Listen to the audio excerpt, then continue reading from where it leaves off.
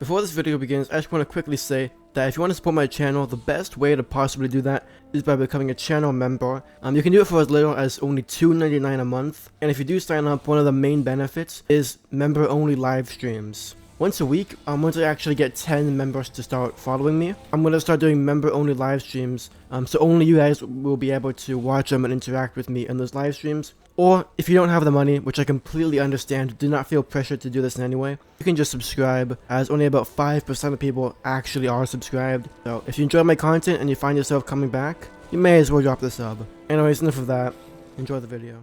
How is it going, guys? And welcome back to another Skyrim comparison video. Today, I'm going to be talking about the conjuration skill tree, and more specifically, what is better, summoning minions, or raising undead? So if you guys don't know, in Skyrim, there's two forms of conjuration. You can either summon an Atronach, or really anything to help you, directly, or you can reanimate a dead body and bring them back to life and have them fight for you for 60 seconds. So personally, I've always whenever I do conjuration, I've always leaned heavily on the summoning aspect of it rather than reanimating, as that's just what I've done, and I've never actually tried necromancy because it's just not what I've ever really done for no real reason. But I recently did a Skyrim necromancy only run where I tried to beat the game with only using necromancy, and that actually shed a lot of light onto that side of Skyrim that I didn't previously understand. So before we even compare the two, let's first talk about each of them. So summoning, you're gonna be mostly summoning Atronachs if you choose the summoning side of things. To start off with, you have the Conjure Familiar spell for Novice. This just summons basically like a ghost wolf to fight for you. It's very, very weak, and it does no damage. It has very little HP, but it does draw an enemy's aggro, and it does do a little bit of damage, and it can tank for you. Moving up, for the Apprentice, you have the Flame Atronach, and this is where things kind of diverge, as you have the three main types of Atronach: Flame, Frost, and Shock. Flame does a lot of damage at range, but it does very little melee damage, and when it dies, it explodes and does a lot of area of effect damage. The Frost Atronach is the Adept one. It does a lot of melee damage, but it has no ranged attack, and it's also extremely big, and it will get in the way a lot, but it will tank for you as it has high HP and high damage output. And the Storm Atronach is the Expert level 1, and it kind of does both. It's okay at range. It's actually quite good at range, but it's also quite good at melee. And it actually shoots a chain lightning, which can sometimes damage multiple enemies if they're close by. And then of course you have the Master level 1, which is the Summon Dremora Lord, which is extremely powerful as it summons a Daedra with a two-handed weapon with a fire enchantment on it, and it demolishes any bandit, any Forsworn, any Draugr, anything that you put it up against. It will destroy on a one-on-one, maybe even a one-on-3, it will still win. So the main thing about summoning is the convenience, in my opinion. You can summon anything at any time. You don't have to have any dead bodies around. You can just, at the beginning of a fight, summon it in, and immediately it will start helping you in the combat. Now, the kind of issue I would say with summoning is the lack of, choice, I suppose. As early game, you're extremely limited. You have no choice, actually, early game. You have to use the Familiar. That's the only thing you can use. And then it's very progressive, you know? You use the Familiar, then you move up to the Flame Atronach, and then if you want, you can do Frost Atronach, but usually I end up skipping it because he gets in the way more than he really helps. So you have Novice to Apprentice, and then you basically just skip up to Expert, if even that. I just find that the leveling your Atronach does is pretty set in stone, and as you progress, as you level up throughout the game, you easily kind of rely less and less on your Atronach, as it becomes pretty useless and out-leveled for your current position. A Flame Atronach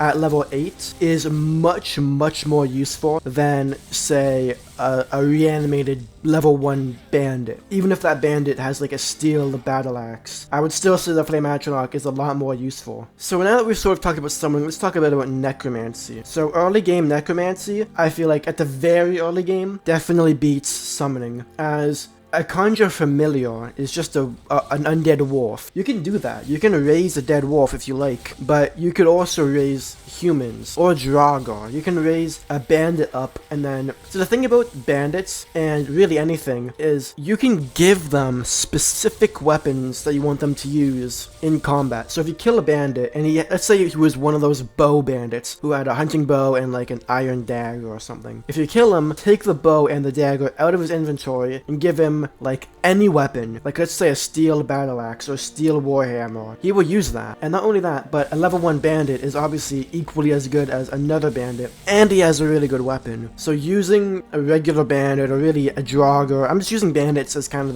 the baseline for comparison because it's easier to visualize, but this works for anything. Giving like just a bandit a good weapon instantly makes him much better and much more likely to win on a 1v1 with another bandit. And that's if it's a 1v1. Obviously it's not going to be a 1v1 because you're going to be helping him too, of course. Now the obvious downside to Necromancy is you have to have a dead guy around in order to do it. So you can't start off a fight like this. It's more of a thing that you would use when you're in a dungeon, you kill someone in the first room, and then you reanimate him and bring him into the second room, use him in that fight, he will likely die, and then reanimate someone from the second room and bring him to the third, so on, so on, so on. So it's more of it's much more of a active, like, replacement type of playing, where you're actively replacing and finding better people to use with you. Like, maybe your level 1 bandit will die, but you would have killed a bandit outlaw, and you can use him and take him with you. Or even in the later stages of the game, when you're clearing a draugr dungeon, maybe at the beginning, you'll fight a draugr white, and then you reanimate him,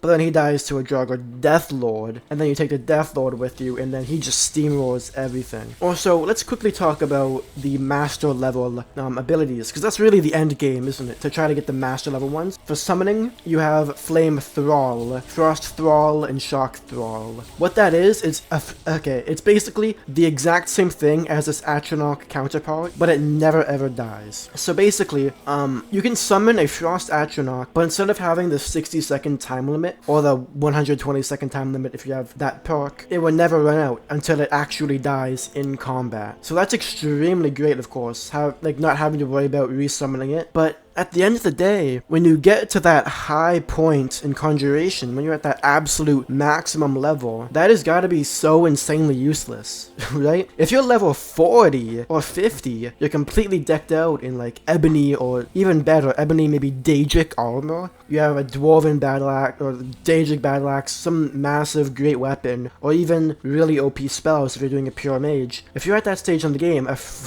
a permanent flame Atronach isn't helping you. Maybe a little bit, but it's not great. It'd be much more to your advantage to get like a human follower like Lydia and just deck her out with equipment equally as good as yours, or maybe even slightly below, but still pretty good. Whereas the master level spell for the necromancy side of things is Undead Thrall, which I'm sure you could guess what it does. You can reanimate almost anything, but it has to be human. That's the thing. It has to be a human, this spell. You can reanimate almost anything that's human, and it would never die. And when it does die in combat, it doesn't disintegrate into ash like it normally would. Instead, it just dies and you can recast the spell after combat. So what this means is you can kill a bandit chief, like one of those high level ones with a Nordic carved armor, kill him, give him like a Dragonbone Warhammer with like a fucking fire and absorb health enchantment on it, give it to him, reanimate him, and if you have the Twin Swords perk, which allows you to have 2 summons at the same time, you could get another bandit chief, do the same thing with him, and have 2 permanent followers that are almost, if not equally, as strong as you. And if you want to take it a step further, you could also get Lydia or some other follower like that with you and give her custom armor that's insanely good. So basically, in the early game, summoning wins by a lot. You know, a Flame Atronach is a lot better than a bandit or a bandit outlaw. But late game, Necromancy wins by a landslide. And I believe there's actually like a subreddit, not a subreddit, but there's Reddit posts and there's a lot of research done into actually figuring out what the best like people to have as your permanent thralls is. And I think his name is Krev the Skinner. Basically, he's the silver-handed guy in the first quest you get in the companions after you become a werewolf. That guy, I believe, is one of the best if you beat him at like level 80 or some crazy number like that. So there is an objective best, and there's a lot more variety too when it comes to Necromancy. So to answer the question in one sentence, what is better, summoning or Necromancy, well, if you plan on being a mage, a hardcore mage, Necromancy is better. But if you're just using Conjuration on the side for an additional boost, then Summoning wins for its simplicity and convenience. So, that's my video on the